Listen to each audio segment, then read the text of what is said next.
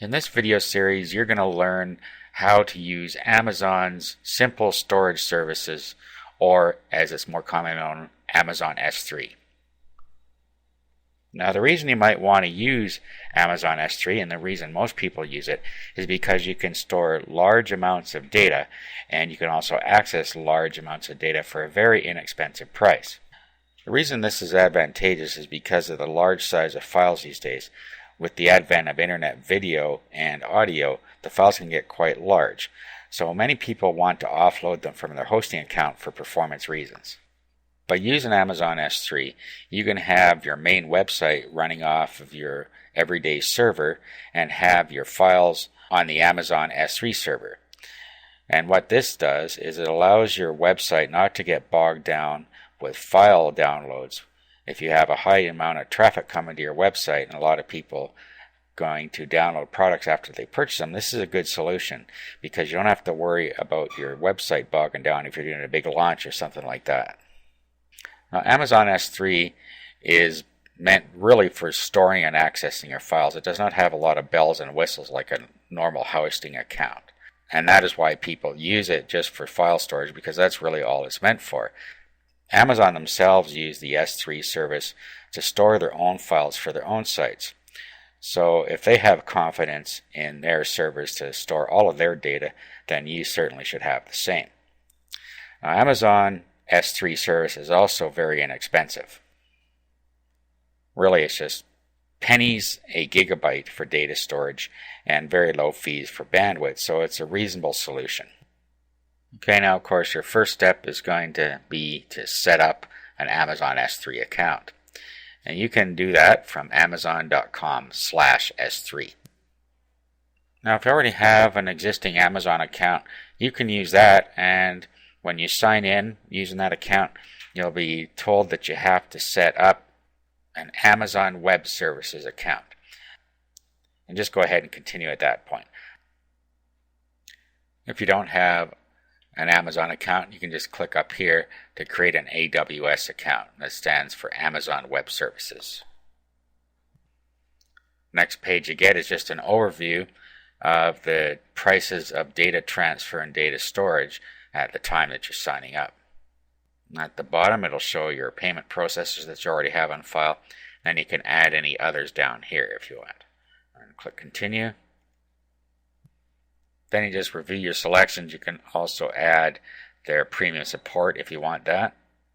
Then just click complete sign up. At this point you'll get a welcome email, and in that email they're going to tell you that you need an access web key in order to send valid requests to the Amazon S3 service. Now, once you click on the link in your email, you'll come to this screen. And this explains a little bit about the two types of request identifiers that Amazon Web Services uses. Now you're going to need these access identifiers, your secret access key and your access key ID, to be able to access your files. Now there is a lot to Amazon S3, but we can bypass all of it just by using the Firefox browser and a plugin. And I'm going to show you how to use the Firefox plugin and the browser together so that you can access your files and they can be viewed on the internet. The first thing you're going to need is Firefox. If you don't have the Firefox browser installed, you need to install it now. Just go to mozilla.com/Firefox, and then you can download and install the browser. It's very self-explanatory. Once you got the browser installed, you're going to have to get the Amazon S3 Firefox Organizer. There's a link to that in the resources file. So all you do is come to here, and once you have Firefox installed, just click Add to Firefox, and then accept and install.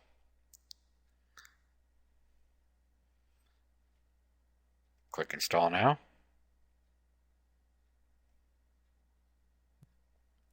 And then a window like this will pop up. And then you have to restart Firefox. Just click the Restart Firefox button over here. Then it should reopen for you when it's done.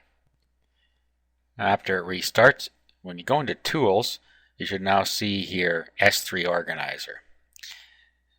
Okay, so at this point what we need to do is go back to our Amazon services and our access identifiers. In here you have your access key ID. So copy that, then open Notepad or somewhere where you can access it easily. Paste it in here, and then go back to your browser here, then click on Show underneath your secret access key. Grab that, and then paste that into your Notepad session as well, underneath the other one. Now go to your Amazon S3 Organizer, go to Manage Accounts, give it a name here, doesn't matter what you call it. Paste your secret key down here,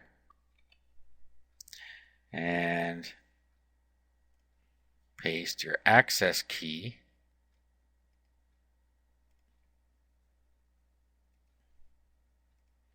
in here. Click Add. Okay, so now you have S3 Account 1. So we can close that. And here we are, S3 Account 1. Okay, and then you have your own computer on this side, and you have your Amazon account on this side.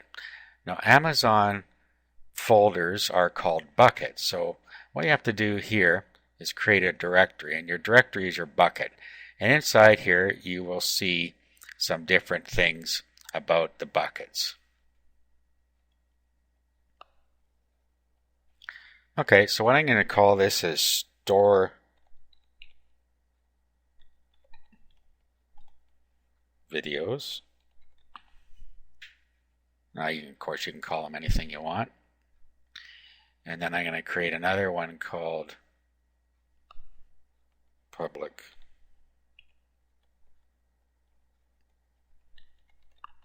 Videos.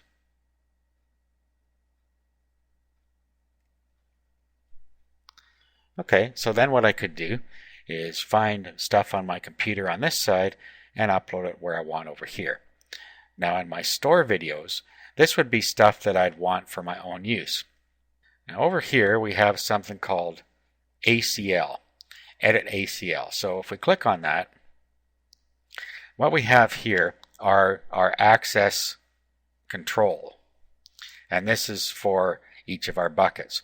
So in the current bucket, which is my storage bucket, I have everyone read, write, and full control, authenticated users read, write, and full control, and owner read, write, and full control, which is what I want in the case of my store videos, because this is only for my use. So anything I upload here is simply storage for myself. Now, under public videos, if I go to the ACL, I'm going to want to edit this. So I'm going to want everyone to be able to read it. That way, if I have videos in there that I want people to be able to read, or I want people to be able to download files, I want them to be able to read it. Click OK, and that's how we set the permissions the way we need them.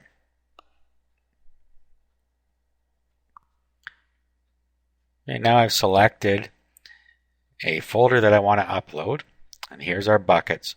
And I'm going to upload this folder into public videos. So double click on that, and then what we'll do is we click on Tour, we right click, and we click Upload. Now what will happen is it will upload all of the files in the queue up into our bucket called public-videos.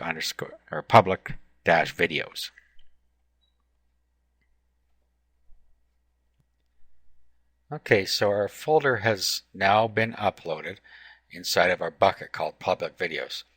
Now here's something to be cautious of. Let's look at the ACL, Access Control Level. Notice that it is not readable, and that is because, now, we can set it here if we want. If we go to Edit ACL, we could actually set it to be readable here, or what we could do, if we always want everything in this bucket to be readable by the public, and we could go into Edit ACL, and then down here just make sure we have Apply to Subfolders checked and click OK. Now when we go in here,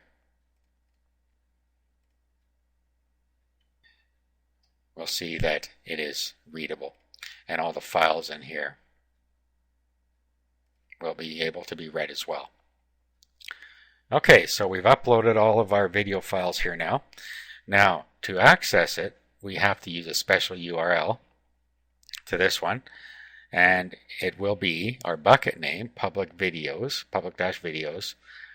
dot s3.amazonaws.com/tour, and then /tour.html will be how we access this video.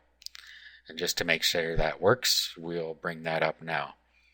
Actually, now let's clear this. We can clear the completed. Now I'll bring up a blank window here, and then we will paste the URL in there that we need to use. So the generic name is bucket name. So what you will use is the name of your bucket .s3.amazonaws.com/folder name/file name. And that's how you access files. I'm going to include all this in a document that comes with the video so that you know what I'm talking about here, and I'm going to show you in a sec here. Okay, it's now loading the video into the browser here. And as you can see, it's loading Camtasia Studio file in there, and that's how we get everything to work in our Amazon S3 account. Now let's just go over how to embed your video into an existing web page.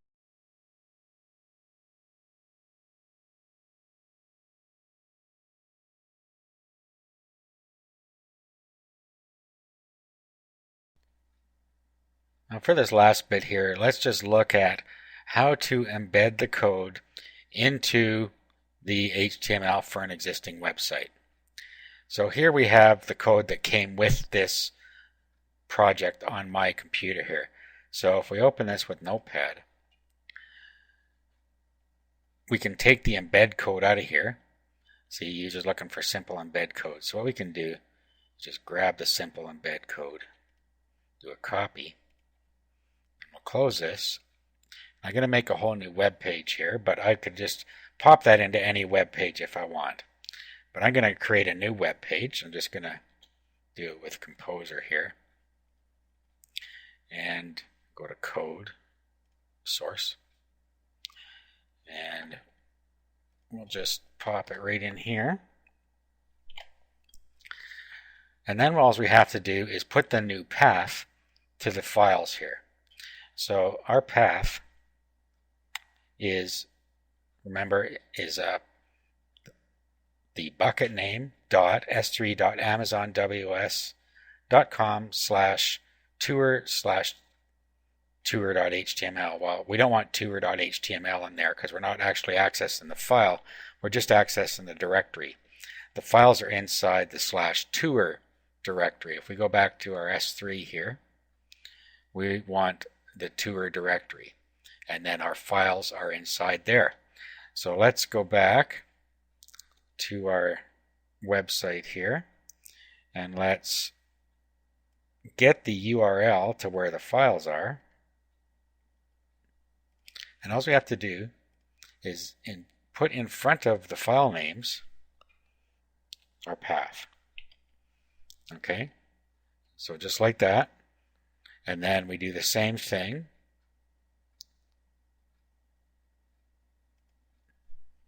here. And then we do the same thing here.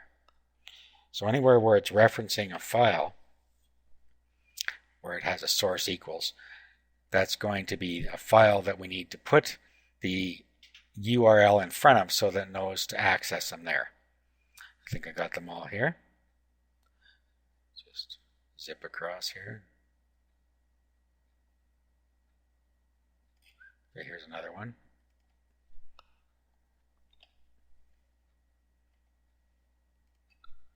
too many slashes going on there. Okay, so anyway.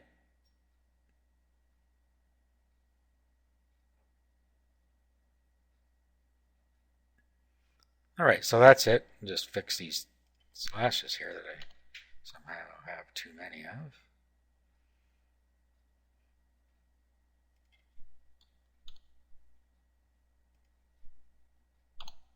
Okay, so now what we'll do is we'll save our web page here to our desktop.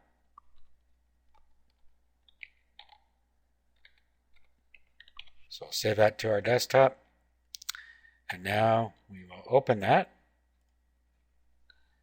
And there it is. We've now embedded the video right into our web page. Click play and it should start to play. And you see that it is playing. Okay, so that's about all you need to know about using Amazon S3 to store your files and to have people be able to publicly access your files as well.